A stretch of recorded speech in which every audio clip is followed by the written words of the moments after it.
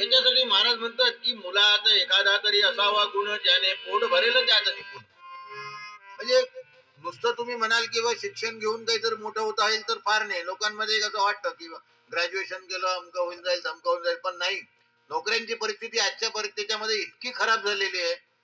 एमपीएससीचे 10 जागांसाठी किंवा सरकारी नोकरीच्या 10 जागांसाठी अर्ज निघतात, जागा निघतात.